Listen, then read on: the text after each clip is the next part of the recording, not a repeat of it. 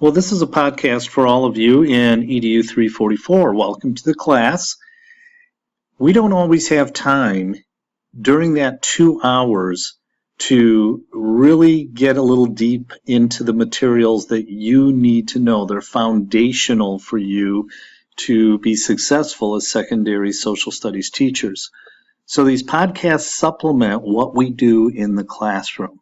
So pay close attention to them. There are some associated quizzes that go along with them, and I don't think you'll find the quizzes to be too difficult. Take notes while we move through things. The purposes of this podcast is to introduce the course to you. We've done that in class. The structure and the expectations of the course are very simple. We'll meet once a week in class. You do need to work toward teaching in front of your peers. We're going to work on your teacher presence, but you also, most importantly, need to be in a classroom with a secondary social studies teacher. There are 20 hours required of this, and there's an entire set of assignments that you do related to the high leverage practices in that classroom. Do not delay getting yourself into a classroom. In this podcast, I want to talk to you a little bit more about teaching works, the high leverage practices. I want to talk to you about what are called GLICs and Huskies and our a revised curriculum. Well, it's not curriculum, but the curriculum standards, I guess we could call it, are coming out.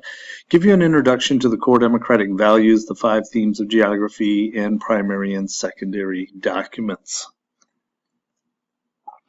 One of the things I really enjoy about social studies is the fact that it's integrated. As a former social studies teacher, middle school and high school, and even 5th grade, I had the opportunity to just mix a lot of things together.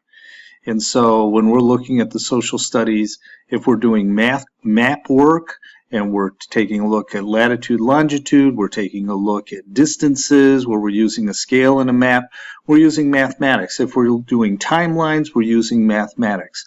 Language arts, it fits so well into the social studies. I always integrated at both the middle school level and the high school level some type of literature-based integration. So it might be reading The Red Badge of Courage. It might be reading The Great Gatsby or having the literacy teacher, English teacher, read that at the same time. Could be reading the Diary of Frederick Douglass, written by himself. So there's all kinds of ways that we're going to bring in literature, because literature that revolves around a study of cultures, civilizations, eras, things like that. Science, you can't teach geography without understanding scientific principles. There's erosion at work, there's plate tectonics at work, there's elevation, there's climate, there's ocean currents, wind currents. All of those feed into the study of a particular geographic location, and they have an impact on habitation and an impact on plants that can be grown, etc. Art and music, how else do we study culture except through art and music? They are the expression of the culture along with the literature of that culture. And then PE and health. Yes, we can fit this in because we're going to see that there are certain times that civilizations ebb and flow. Some of that is due to diseases. As the European migration and exploration and conquest of the Western Hemisphere takes place, we see entire people groups wiped out because of a lack of immunity to diseases that Europeans had long developed immunities for. I mean, truly, we have some horrid American history of how blankets that had been exposed to the smallpox virus were handed out to Native Americans to literally wipe them out. As far as PE, right here in Michigan, colonial history in Michigan tells us about an amazing event up at Fort Mackinac where the British soldiers were lured into watching a lacrosse game going on by the local tribe of Indians and the ball came over the wall of the fort, and the Indians burst through the gate. And at that point, the guards were taken by surprise, because following in behind those Indians happened to be their wives and the women wrapped in blankets carrying weapons. And thus there was a massacre at the fort. Different cultures have different games, and you're going to find that this is used in the social studies. So I find the social studies to be pretty exciting, in that you can bring all these content connections into them. Now in 344, we've got a couple purposes in the social studies, and if you look at the syllabus or you look at our catalog, we want to introduce the theory and practice of social studies instruction at the secondary level. I want to help you prepare for your student teaching to be a successful social studies teacher and beyond.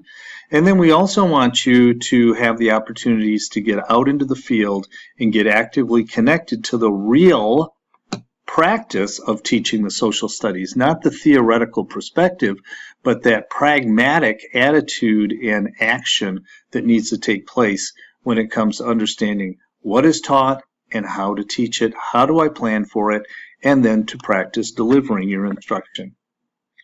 Another purpose of the social studies is really to prepare you for the rigors and the performance that's going to come up in your student teaching.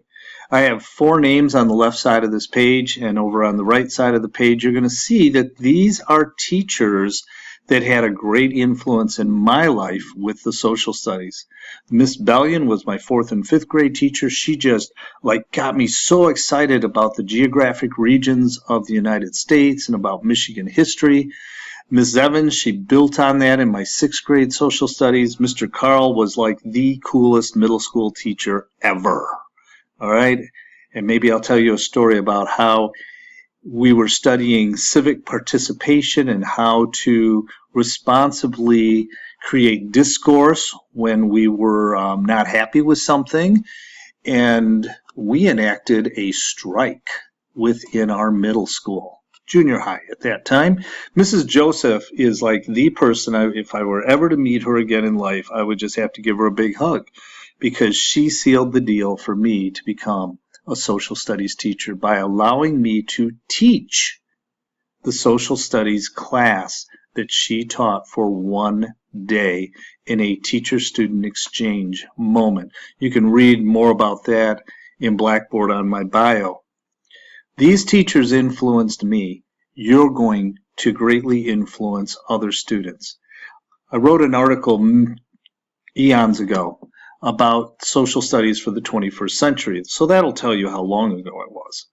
And in that article, I start by saying, social studies is the subject students love to hate.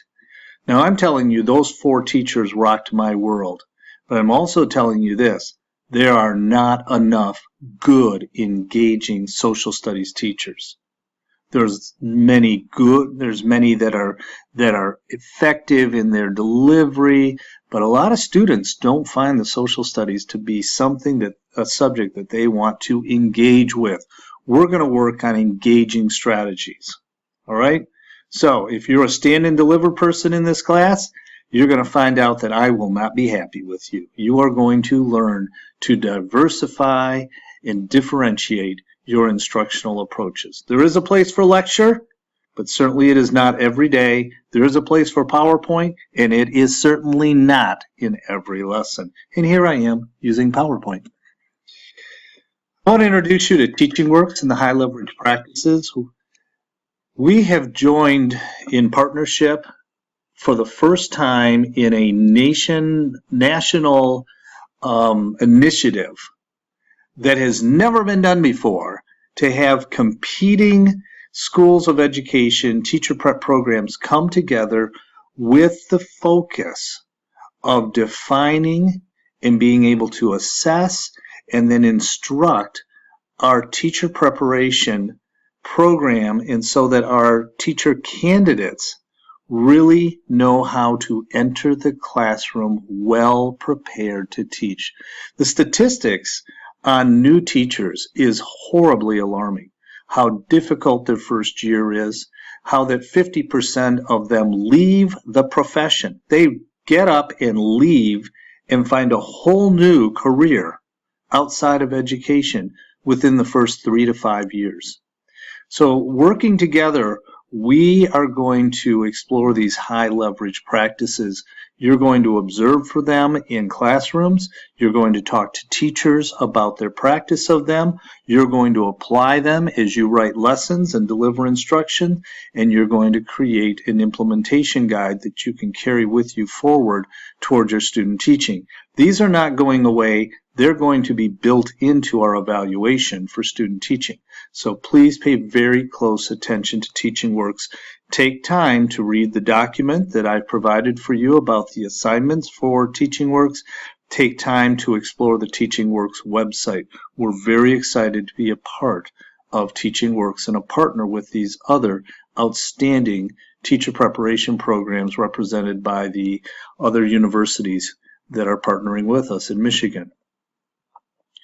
I also want you to become very, very, very, very familiar with the Michigan Merit Curriculum. There's a link there. I expect you to go to it and explore it. That's the link for the social studies. But I want to take a little bit of time right now just to explain some things to you. The curriculum for social studies is under review right now. Now, you know, you've heard probably of Common Core standards. There's Common Core for math, there's Common Core for English language arts.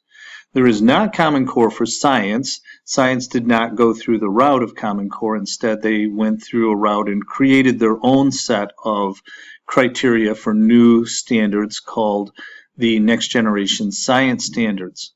Social studies is a bag of it's going to say worms, but that's really not it. It's a contentious subject because when you think of the social studies, you have civics or political science, you have geography, you have history, you have economics. There's a council, national council for each one of those. Each one of those national councils have ideas of what they think should be taught. Then you have people that have philosophical differences within the social studies. You have those who take a constructivist view of the Constitution, those who take a non-constructivist view of the Constitution. Therefore, you have competing interests politically about how the Constitution should be taught and interpreted. You then have all kinds of social reconstructionists out there that believe that schools should be a place for reconstructing our society, and therefore we are going to have social agendas and big social issues brought in. That brings in all kinds of questions about morality and what should be taught, what should not be taught, and this gets to be a hotbed of discussion. It took the state of Michigan 5 years to finally agree upon their grade level content expectations and high school content expectations. And now they've produced a document that's going to merge those, and it has simplified the old GLICs and Huskies quite a bit. Now, GLICs were the grade level content expectations for K-8. Huskies were the high school content expectations for 9-12. Under the proposed draft changes, which were just published this month, and you need to click on that link because that link now becomes our guide. You're going to see certain things. Like page 1, you're going to see a banner, and in that banner it talks about the 3 R's. Rigor, relevance, relationships. When that first came out, probably about 8-10 years ago, I was sitting in the launching meeting with the MDE, and I looked at it, and I turned to somebody that was at the table sitting with me, and I said, boy, they've got those backwards. At the secondary level, you want to build strong relationships with your students, and once you have strong relationships with them, they'll want to engage more with you in your learning that you're teaching them and the knowledge you're teaching them in the classroom. And then you want to make it relevant to their lives. And then after you've made it relevant, you can add that element of rigor. And they all 3 intersect quite well. As you go through this document, you're going to, first of all, I want you to take note of how the elementary social studies standards are and content areas are laid out for teaching. You need to understand what a limited basis of social studies students have when they come into the middle school, or they come into 8th grade U.S. history, or they come into a 9th grade U.S. history class. We often wonder, why didn't you learn this before as a secondary student? The fact is, there's not that much time. Social studies at the elementary levels, K1 classrooms, probably gets 20 minutes a week. Grade 2, maybe 30 minutes a week. Grade 3, maybe 30 minutes a week. Grade 4, maybe 40 minutes a week. And that's probably true at grade 5. It might go up a little bit more. They might wind up getting 60 minutes a week. There's not a lot of social studies that is taught, and it is taught at an elementary level, which makes sense that it's taught at elementary school. So pay close attention to these page numbers on the document there so that you can see what is taught. I think they've done a nice job putting this together. Now we'll just see how the political factions come together and allow for this to go forward. Sorry about that.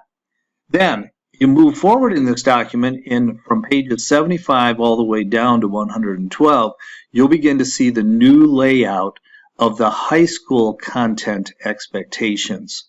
And I like this. It just makes it so simple. But the one thing you'll see is that they're going to lay it out in U.S. history separately, U.S. history and geography separately from civics, separately from economics. But you can't teach U.S. history or world history or political science without an integration of civics and economics. And even when you're teaching economics alone, you're going to have to bring in historical context to that as well, and there could be some geographic context that you bring in depending on the economic theory that you're studying and that you're teaching. So these are important things for you to know, and I expect you to dig deeply into this document. If you want to print it off, that's up to you. If you want to save it, it's in a PDF document. You need to do that for sure, because every lesson that you create for our class, whether it be the micro teaching or each lesson in the unit plan that you're going to create, it has to be aligned with appropriate standards. And this is where you're going to get the standards for grades 9 through 12. If you're going to teach a 6, 7, or an 8th grade unit plan lessons, you're going to find those on the previous slide. Same document, just the previous slide. Okay, very nice. Now, another thing I want you to understand is you're going to go into classrooms, and sometimes on the walls you will see posters and you will see banners. And one of the things we find that is often prominently displayed within social studies classrooms are these core democratic values. You as a social studies teacher need to know these. So make sure you're able to define them, make sure that you're able to list and explain them, and this will certainly be on your quiz for this first week. And then the 5 themes of geography. You can't teach geography without understanding these themes and how they intersect. In fact, all of the content that's taught at grades 6 and 7 is interrelated through these themes. World history should be taught with these themes. U.S. history should be taught with these themes. So please get to become familiar with these 5 themes. So you need to be able to list and explain them. You also are going to need to be able to describe how you're going to apply them in lesson planning and instructional delivery. And then I want you to know that we are going to be working with a lot of documents in the social studies. The use of a textbook is boring, it's awful, and it's a secondary document. So we want to take the text as a guide, but not make it our curriculum.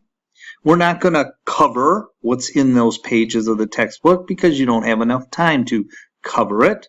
As one of our retired professors in the School of Education used to say, if you want to cover the material, using your textbook, then put your textbook on your chair and sit on it. You have now covered it adequately. So the textbook is not the curriculum, and yet you're going to find a lot of teachers refer to the textbook, refer to the textbook, refer to the textbook. In this class, I'm going to give you opportunities to use other materials than the textbook to supplement the textbook. And so those are called primary, secondary sources, and you should be pretty familiar with them as you have had a number of a number of college classes that are in history. And you were probably exposed to these sources as well, because this became a very important part in high school of the ACT, especially when you're doing analysis and you're writing and doing critiquing of various documents. All right, that's our introduction for this week. The quiz is going to be posted to Blackboard, and then you'll be able to take and go through all of this stuff. This is going to take you a couple hours to really work through. There's no textbook in this course. Instead, this is how we get into the meat of things.